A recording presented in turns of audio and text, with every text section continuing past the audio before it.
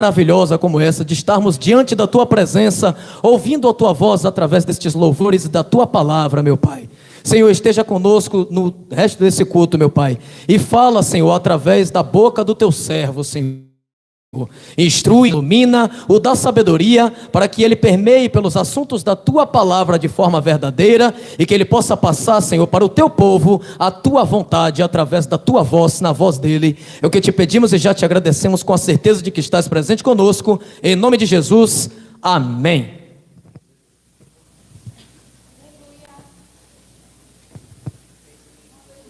Cumprimento a todos com a paz do Senhor Jesus Cristo. Já tem muito tempo que eu não prego aqui, né? Terça-feira. E é sempre um privilégio ministrar a palavra de Deus, onde quer que seja, né? E o presbítero Silas me fez um convite. E eu estou sempre à disposição, não só do departamento de família, mas qualquer departamento, né? Porque eu costumo dizer, presbítero Zé, que minha agenda é cheia do início até o fim do ano. Porque eu tenho uma igreja para servir, né? Agora, há possibilidades de haver alguns convites de fora, mas eu vou sempre priorizar a casa, aqui onde eu congrego, a comunidade onde eu me reúno, né? Porque eu recebi um convite para pregar domingo, mas eu não posso deixar de priorizar vocês, né? Porque estamos aqui sempre lutando por uma causa em comum acordo, e não que os nossos irmãos que nos convidam não tenham essa certa unidade, mas eu priorizo a família cristã. Sem mais delongas, eu peço que os irmãos abram vossas Bíblias no segundo livro de Reis, capítulo de número 20. Esse é um texto que acredito que todo mundo já ouviu uma pregação.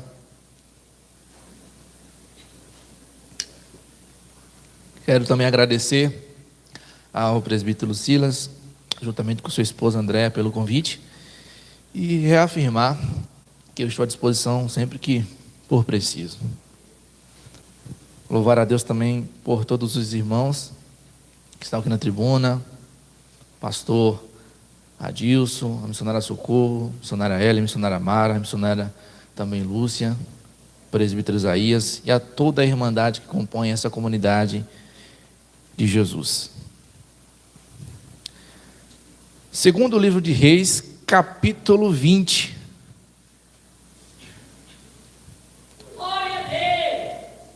Versículo 1. Os irmãos podem estar se perguntando: por que você escolheu logo esse texto para o culto de família? Só sente e espera que você vai ver o que é que vai desenrolar aqui. O texto diz: naquele tempo, Ezequias ficou doente e quase morreu. O profeta Isaías, filho de Amós, foi visitá-lo e lhe disse: assim diz o Senhor, ponha em ordem a sua casa, pois você vai morrer, não se recuperará. Repito, ponha em ordem a sua casa, pois você vai morrer, não se recuperará. Amém? Senhor meu Deus, me conduza nessa mensagem, por intermédio do Teu Espírito Santo, para que eu possa atingir as necessidades do Teu povo. Ó Senhor Jesus, fala mais uma vez com o Teu povo, redargue, ensina, instrui e coloca o Teu povo no caminho que o Senhor quer. Assim eu te agradeço em nome do Teu Filho amado Jesus Cristo. Amém. Essa mensagem, ela tem um propósito, e esse texto que eu li, ele tem um propósito também, porque compõe e é a estrutura da mensagem que eu quero transmitir a essa igreja. Nós estamos diante de um texto que compõe parte dos livros históricos, né?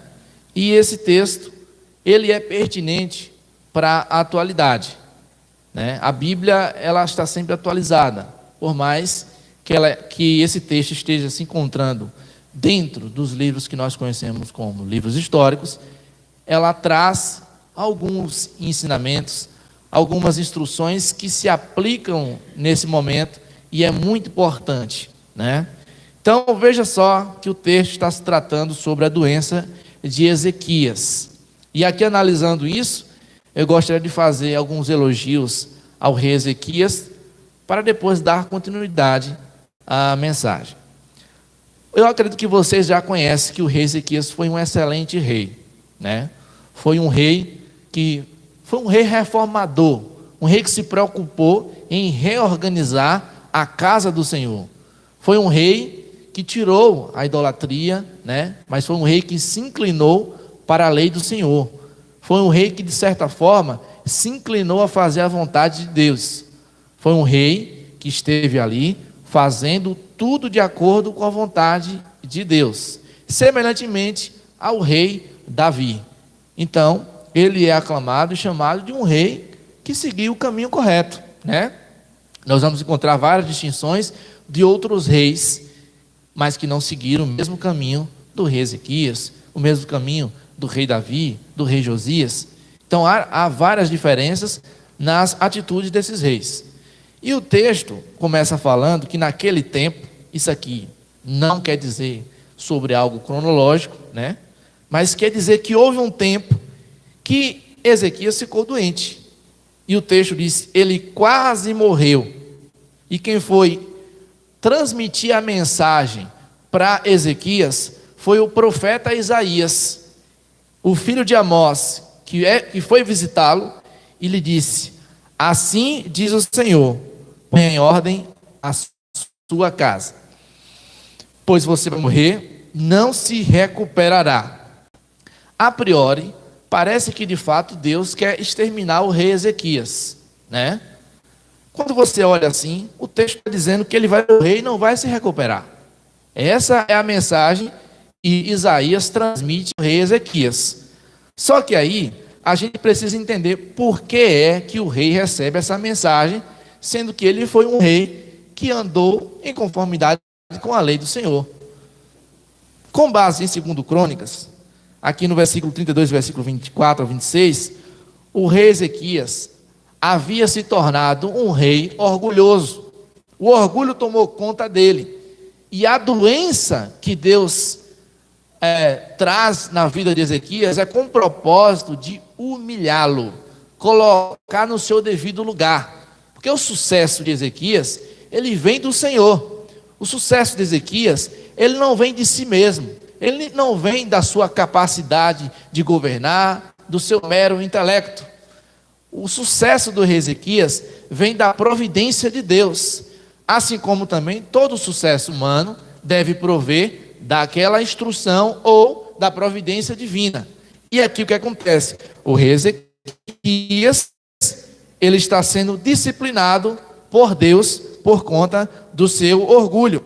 E você vai ver que com o propósito de discipliná-lo, visto que após isso aqui, o seu rei, esse rei acaba sendo orgulhoso, e Deus vai humilhar ele, e por isso Deus assola essa doença ao rei Ezequias.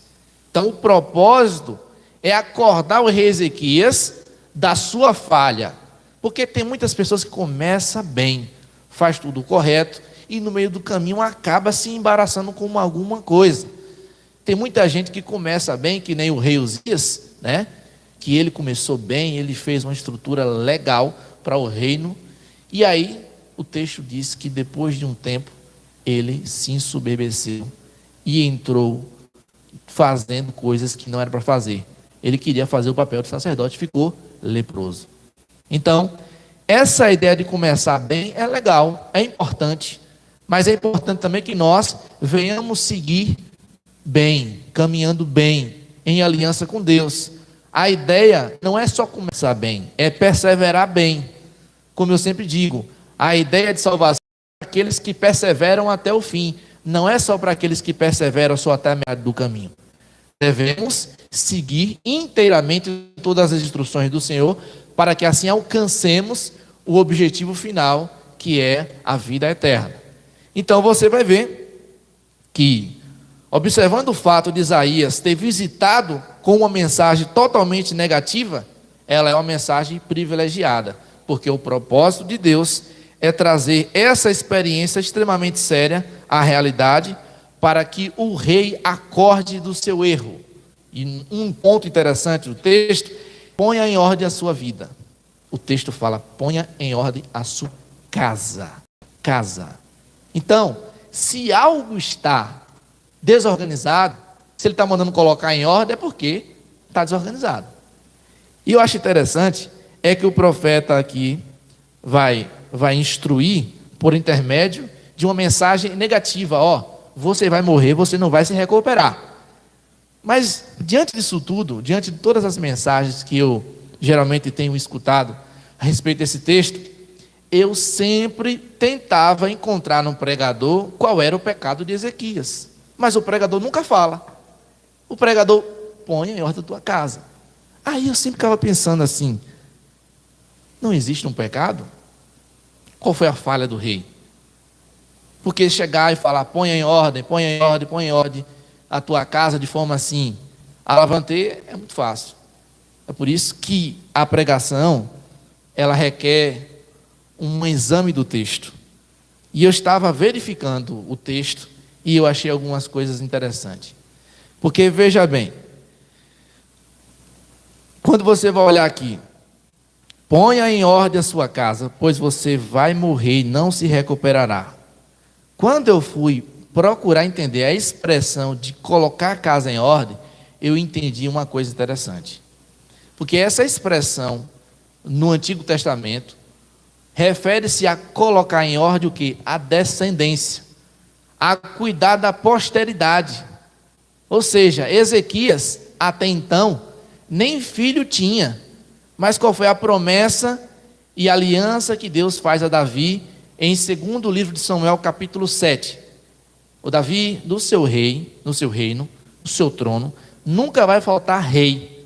Mas aí o que acontece? Ezequias está vivendo de forma orgulhosa, pensando só em si mesmo, ostentando ali todas as benesses que Deus tinha dado a ele, e ele não estava nem aí para a sua descendência, não estava cuidando da sua posteridade, porque, veja só, se eu sou um pai que não se preocupo com a minha posteridade, que legado eu vou deixar?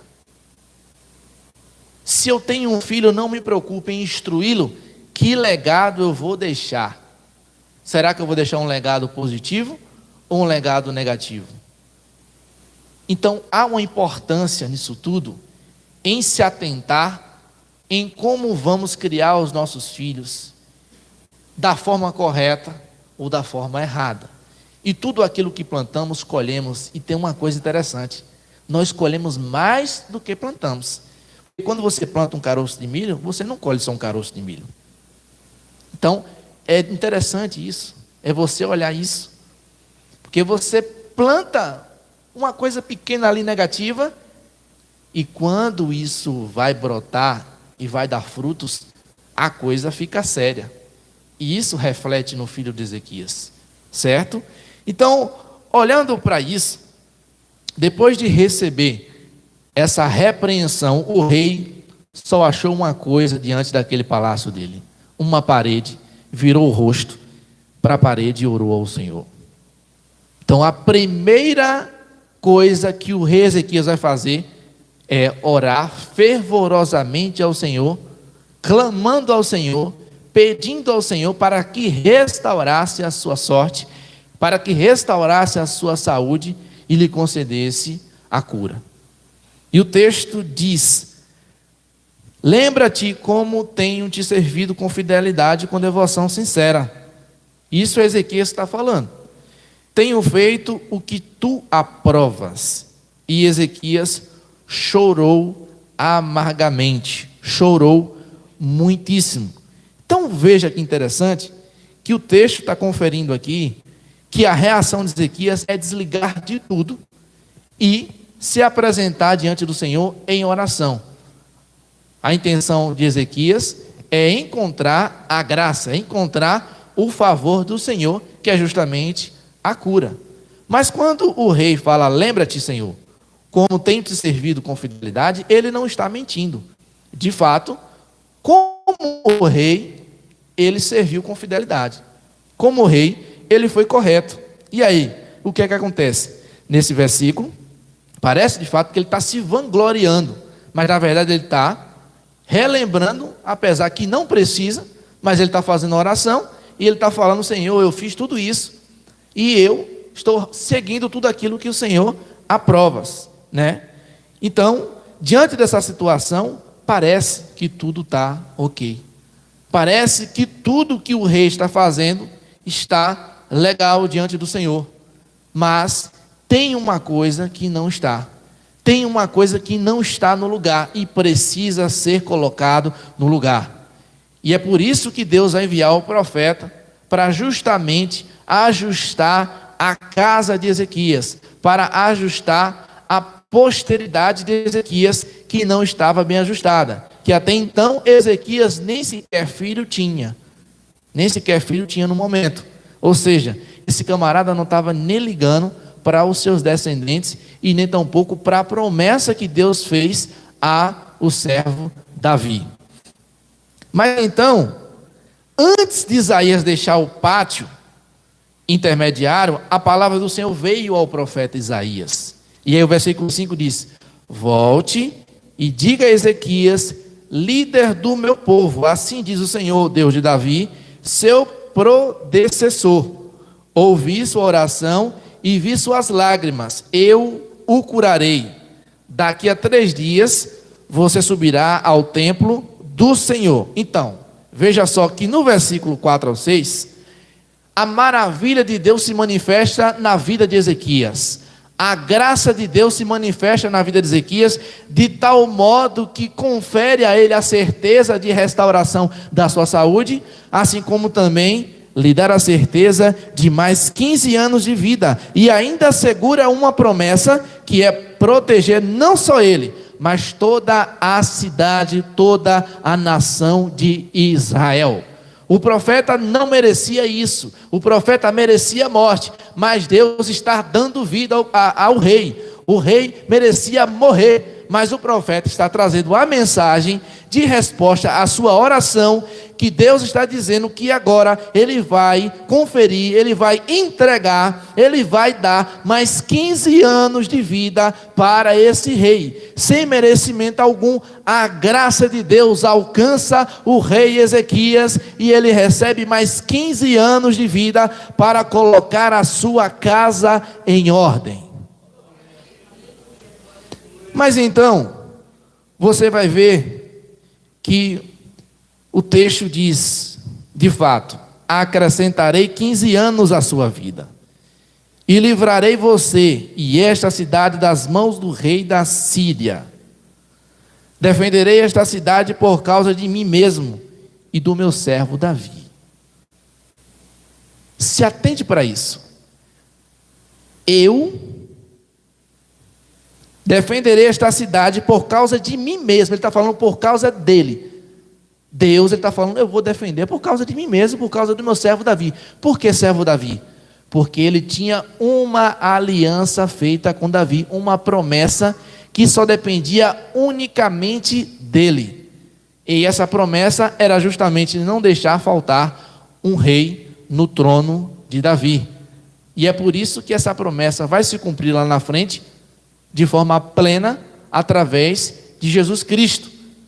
Porque Jesus Cristo é o Rei eterno. Ele é o Rei dos reis e Senhor dos senhores. E é por isso que nós temos hoje a certeza de um Rei eterno e que nunca faltará no trono de Davi um rei. Por isso que ele é chamado de filho de Davi nos evangelhos.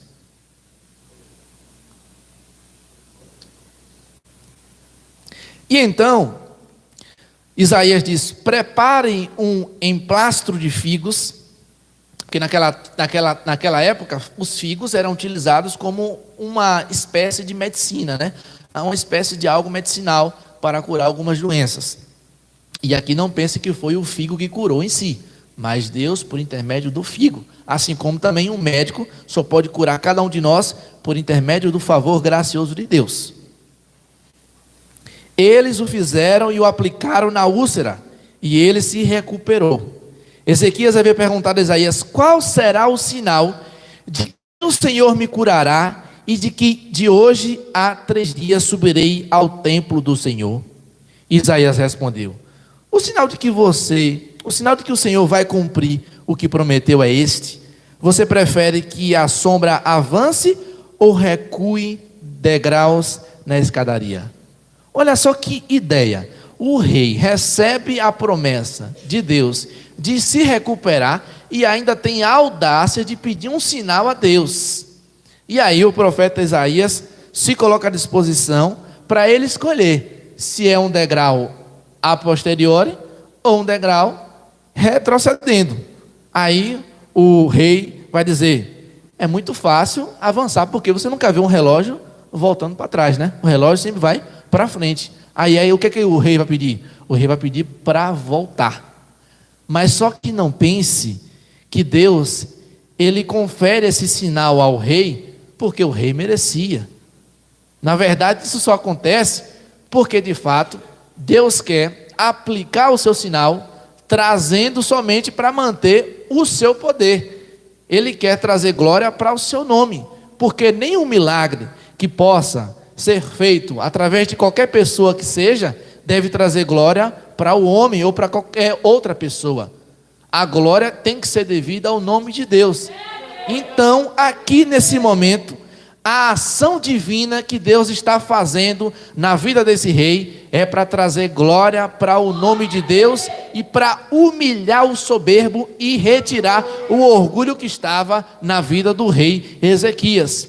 Então veja bem, que o propósito de Deus é curar o rei da sua soberba, do seu orgulho, porque, irmãos, é bem notório que a soberba, ela só nos causa ruína. Não tem pontos positivos para quem segue uma vida orgulhosa, para quem segue uma vida egoísta, não olhando para as atitudes e nem tampouco a voz do Todo-Poderoso. Então é necessário entender os desígnios de Deus, e ele, como um rei, precisava se atentar e ser fiel totalmente à lei do Senhor, porque ele era um símbolo de representação e que ele estava ali de fato para exercer uma missão em nome do Senhor. Então o profeta Isaías clamou ao Senhor, e este fez a sombra recuar os 10 graus que havia descido na escadaria de Acás. Infelizmente, o que nós vamos ver aqui é que esse rei Ezequias sequer agradeceu a Deus por essa restauração. Sequer agradeceu a Deus pela cura. O rei Ezequias, ele não olha para essa minúcia que o texto está dizendo para a gente, e ele não observa isso com gratidão ao Senhor. De fato você vê, quando ele recebe o oráculo ali negativo, ele vai clamar ao Senhor para que restaure a saúde dele. Mas depois de restaurada, o que acontece? O rei novamente se orgulha, se ensoberbece. Ou seja, o rei ainda não tinha sido curado do seu pecado. O rei não se arrependeu do seu orgulho, mesmo diante daquela situação presente. Mesmo diante de tudo que Deus fez ao rei, o rei não deixou o seu orgulho. Olha que coisa perigosa. Porque mais adiante, o texto diz no versículo 12, aqui você vai ver que o rei é tão orgulhoso que ele estava se vangloriando de tudo aquilo que Deus tinha dado a ele. Olha o que o texto diz. Naquela época, o rei da Babilônia, Merodach-Baladã, filho de Baladã, enviou cartas e um presente para Ezequias, pois soubera da doença de Ezequias.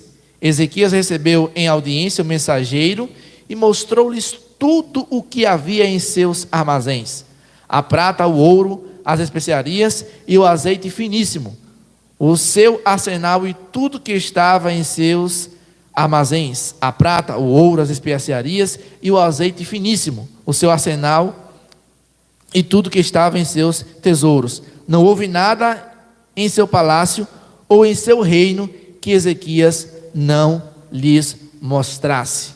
Ezequias, mais uma vez, repete o seu erro ao ponto de mostrar tudo o que tinha para os babilônios. Você acha que ele estava mostrando ali para trazer glória para o nome de Deus? Não. Ezequias estava mostrando tudo que tinha, se vangloriando de uma coisa que Deus tinha concedido a ele.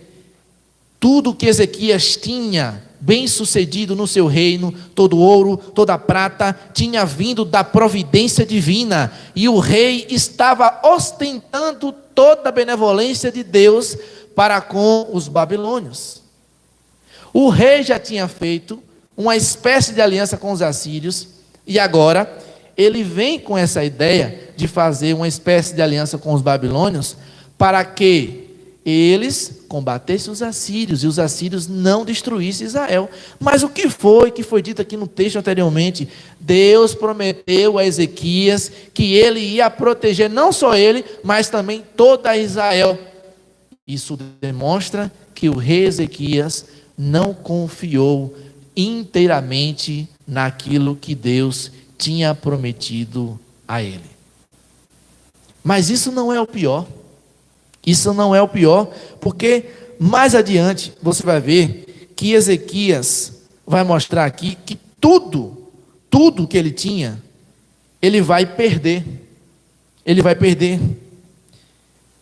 E quando você vê o texto de Merodach e Baladã, filho de Baladã, ele envia cartas a Ezequias, não é que se preocupou com a doença e com a saúde de Ezequias.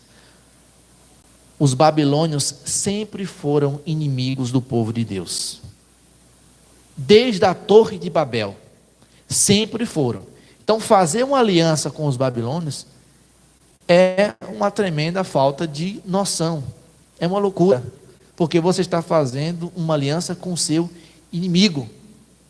Não existe essa ideia de fazer aliança com o inimigo, com aquilo que Deus rejeita, com aquilo que Deus já prometeu no livro de Apocalipse destruir.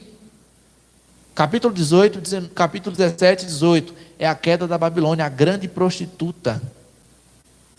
E então, você vai ver que o orgulho cega a ponto de o rei Ezequias privar a glória que é devida unicamente ao nome de Deus, e usurpar tudo aquilo para se vangloriar de uma coisa que não era sequer sua. Perigoso isso, porque o orgulho nos traz a sensação de segurança, porém essa segurança ela é falsa e nos conduz à queda, nos conduz à ruína.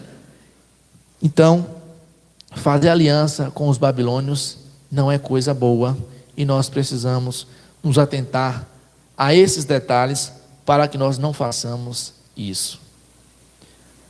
Mas aqui tem uma coisa interessante. O profeta perguntou o que eles viram em seu palácio, disse Ezequias. Viram tudo em meu palácio. Não há nada em meus tesouros que não lhes tenha mostrado. Então Isaías disse a Ezequias: ouça a palavra do Senhor. Um dia, tudo que se encontra em seu palácio, bem como tudo o que os seus antepassados acumularam até hoje, será levado para a Babilônia. Nada restará, diz o Senhor. Alguns dos seus próprios descendentes serão levados, e eles se tornarão eunucos no palácio do rei da Babilônia. Olha a resposta de Ezequias. Abra os seus ouvidos e olha isso. Ouçam o que ele fala. Respondeu Ezequias ao profeta: boa é a palavra do Senhor que você anunciou. Onde é que está a cabeça do rei Ezequias em responder boa é a palavra, sendo que ele está dizendo, está dito aqui que vai sofrer prejuízos, que os seus descendentes vão ser levados para ser cativos e eunucos. Está dizendo aqui que os filhos de Ezequias vão ser castrados para não dar continuidade à descendência. Olha só que loucura. E o rei olha para tudo isso, olha para o profeta e diz: boa é essa palavra. Mas esse versículo é muito complicado. É complicado demais, porque o que o rei está mostrando aqui é que ele está respirando aliviado, revelando o seu egoísmo devido à promessa que Deus tinha feito a ele. eu acrescentarei mais 15 anos de vida. Ezequias está pensando em si mesmo. Ele não está focando nos problemas que vão acontecer devido à sua negligência e o seu orgulho. Ezequias focou na paz daquele momento, sem se preocupar com as consequências que iriam recair em seus descendentes. E aí eu pergunto a vocês, pais e mães, será que vocês estão colocando a casa de vocês em ordem? Será que vocês estão olhando para os seus filhos e dizendo, eu tenho a responsabilidade de preparar esse menino, essa menina, para o Senhor. Eu recebi essa pessoa, esse filho, essa filha, e não é meu. É uma herança que eu obtive. Eu recebi para entregá-lo no final das contas a ele de forma melhorada. Quando você recebe um filho e uma filha, você tem a responsabilidade de cuidar, de instruir, de mostrar que o caminho do Senhor é o melhor caminho. Só que o filho não aprende somente através de palavras. Pelo contrário, os filhos aprendem muito mais por intermédio das suas atitudes. Aquilo que você faz dentro de casa é o que ensina aos vossos filhos. Porque não adianta você falar, menino, vá para a escola bíblica dominical e você fica em casa dormindo até meio-dia. Não adianta você dizer, menino, vá para o culto de doutrina e você fica lá em casa assistindo Netflix ou assistindo seja lá o que, um filme ou maratonando uma série. Você acha que esse menino vai de fato seguir o caminho? Porque quando o Salomão escreve, ensina-me no caminho, é diferente de ensinar somente o caminho, tá bom? Ensinar no caminho é andar juntamente com ele. Menino, chega do meu lado aqui, vamos caminhar esse caminho, você vai aprender qual é o caminho certo. Não é só falar, vai e eu fico. Não, eu preciso ser o exemplo para que a reflexão das minhas atitudes surtam efeitos na vida dele. E então, diante disso tudo, Ezequias focou na paz daquele momento, sem se preocupar com toda a ira e consequência que iria recair sobre a sua descendência. Mas eu peço que vocês observem comigo o capítulo anterior, já vou concluir, o capítulo 21, o versículo 1. O texto diz, Manassés tinha 12 anos de idade quando começou a reinar, e reinou 55 anos em Jerusalém. O versículo 2. Ele fez o que o Senhor reprova, imitando as práticas detestáveis das nações que o Senhor havia expulsado de diante de israelitas. Reconstruiu os altares idólatras que seu pai Ezequias havia demolido. Também ergueu altares para Baal e fez um poste sagrado, como fizera Acabe, rei de Israel. Inclinou-se diante de todos os exércitos celestes e lhes prestou culto. Construiu altares no templo do Senhor, do qual este tinha dito, em Jerusalém porei meu nome. Nos 2 pátios do templo do Senhor, ele construiu altares para todos os exércitos celestes. Chegou a queimar o próprio filho em sacrifício, praticou feitiçaria e adivinhação e consultou médiuns e espíritas. Fez o que o Senhor reprova, provocando a ira. A negligência de Ezequias resultou nisso tudo. A negligência em se preocupar em si apenas resultou em consequências como essas. Aquilo que Ezequias tinha feito de bom, Manassés fez totalmente ao contrário, porque Ezequias não se preocupou em ensinar o menino no caminho.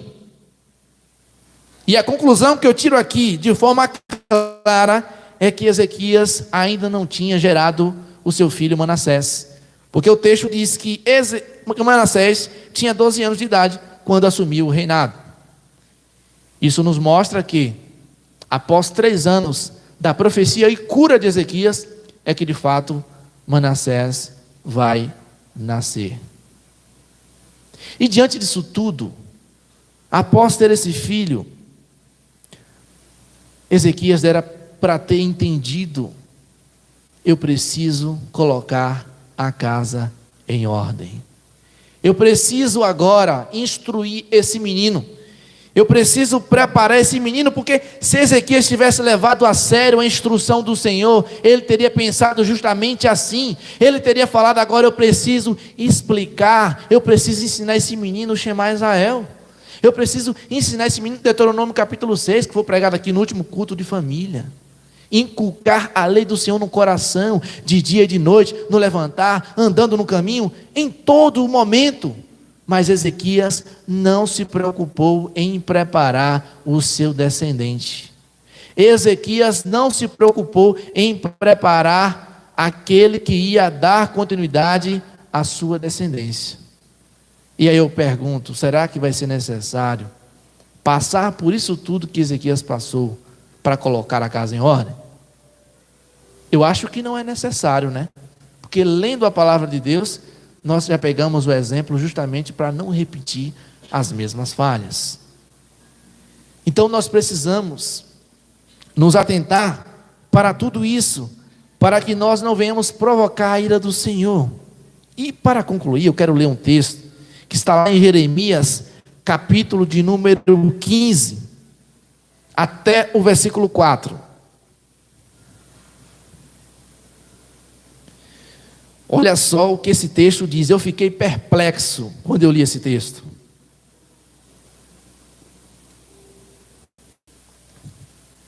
Então o Senhor me disse: ainda que Moisés e Samuel estivessem diante de mim, intercedendo por este povo, eu não lhes mostrarei favor. Expulse-os da minha presença, que saiam. E se lhe perguntarem: para onde iremos?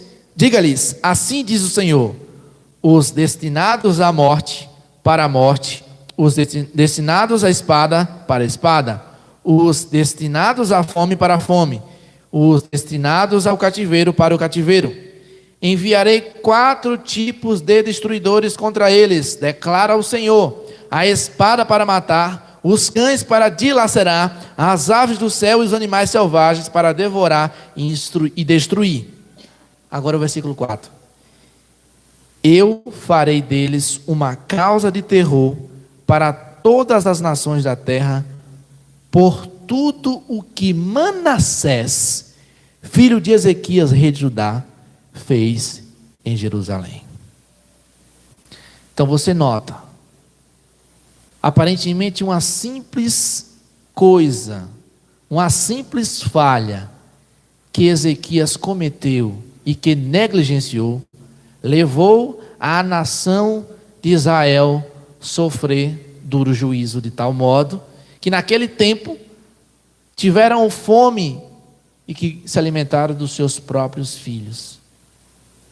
Era melhor morrer na espada do que morrer de fome.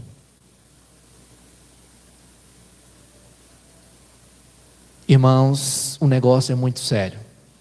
Quando a gente olha para a seriedade que é criar um filho no caminho do Senhor, o negócio é muito sério.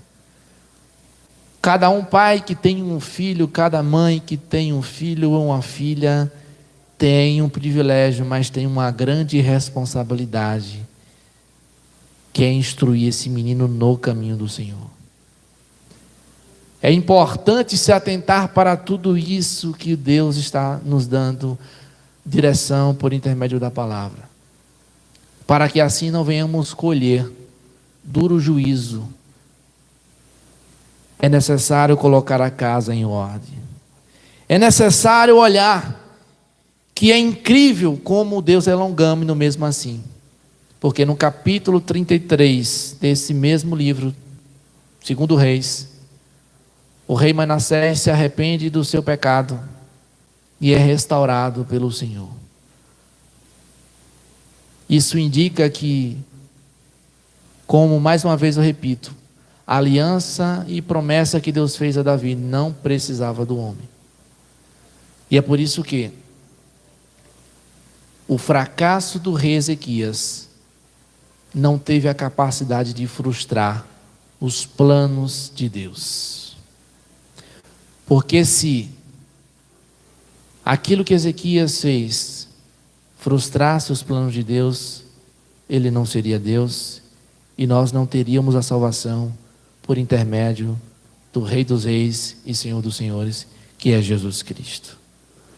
Nós temos hoje que agradecer a Deus porque o Senhor, com sua poderosa mão, guardou tudo e em sua providência soberana garantiu que tudo acontecesse conforme a sua vontade. E é por isso que hoje nós temos salvação, porque as profecias e as suas promessas se cumpriram. É por isso que chegou até nós o favor gracioso de Deus por intermédio do Rei dos Reis, Senhor dos Senhores, que morreu naquela cruz do Calvário, Jesus, o seu Filho unigênito.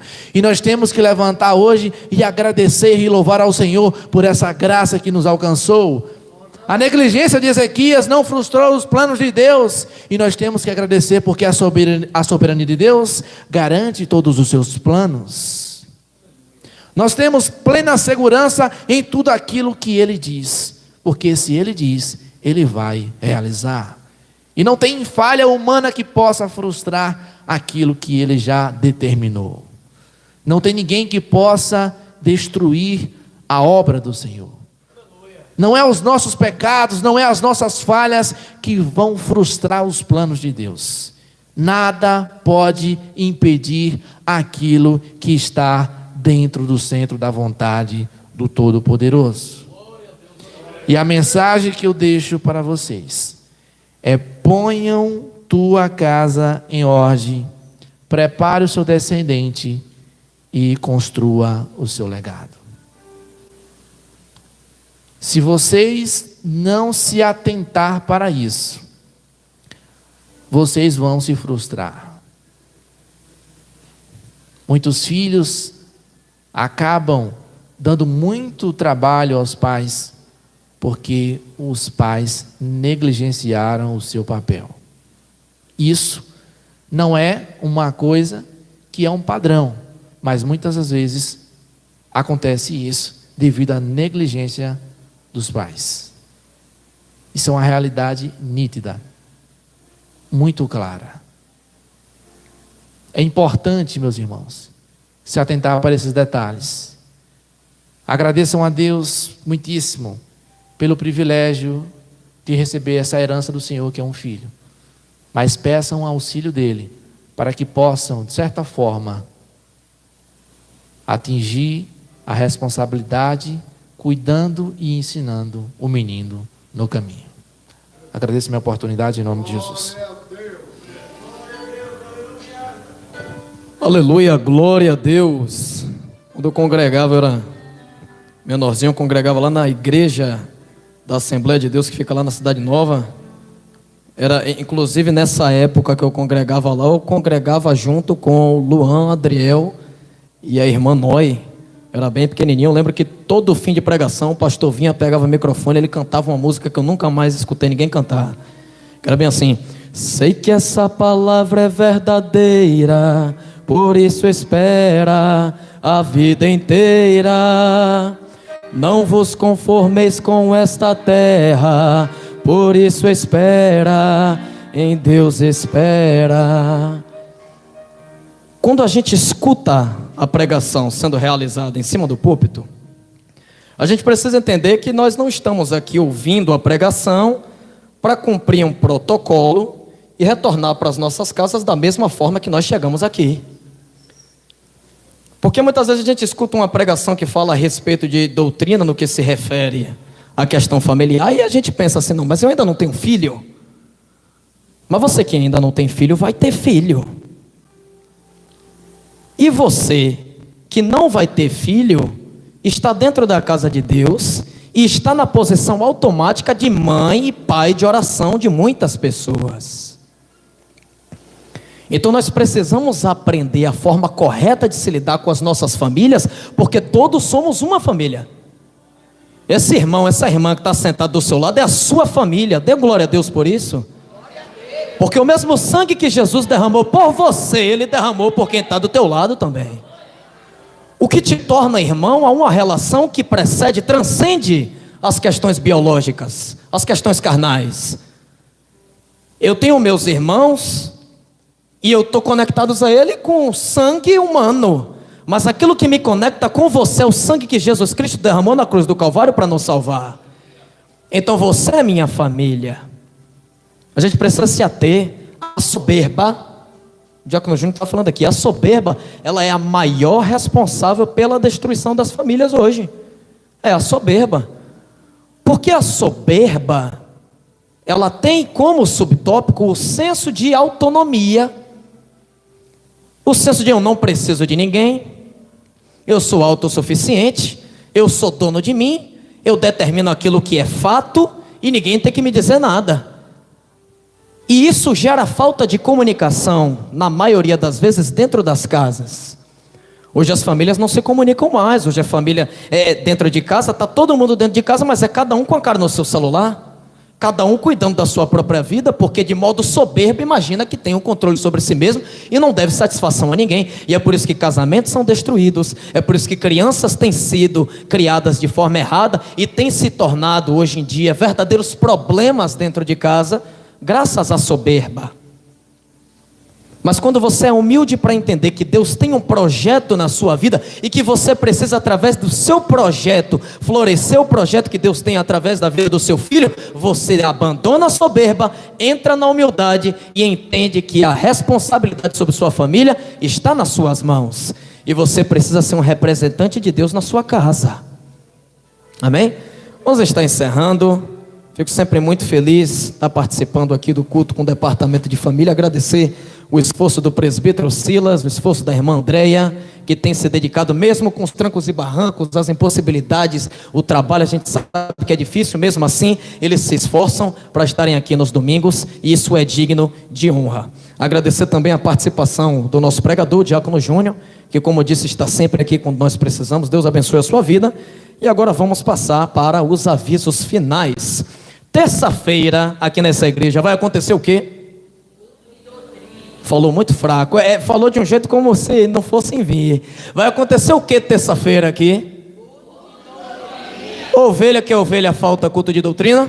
Não. Por quê? Culto de doutrina é o culto da alimentação. Todos os cultos a gente escuta a palavra de Deus, mas é no culto de doutrina que a gente aprende a maneira certa de conviver em base na palavra. Então, não boicote o culto de doutrina, não falte o culto de doutrina, porque ovelha que é ovelha, não falta culto de doutrina. Na quarta-feira, nós temos o culto de doutrina lá na congregação da Vila Rica. Quem vai estar lá auxiliando é o Diácono Júnior, juntamente com a participação do pastor daquela igreja, que é o pastor Crispim, a missionária Ellen também, estarão coordenando lá o trabalho. Lembre-se que a Vila Rica, como eu sempre falo, é uma igreja que ainda está em fase de construção, está em fase de crescimento e precisa do apoio da igreja sede. Então, se você é da igreja sede, você vai apoiar com certeza a igreja que é a filha da sede, que é a Vila Rica, tanto em relação à oferta, quanto em relação à sua presença também. O culto lá começa às 7h30.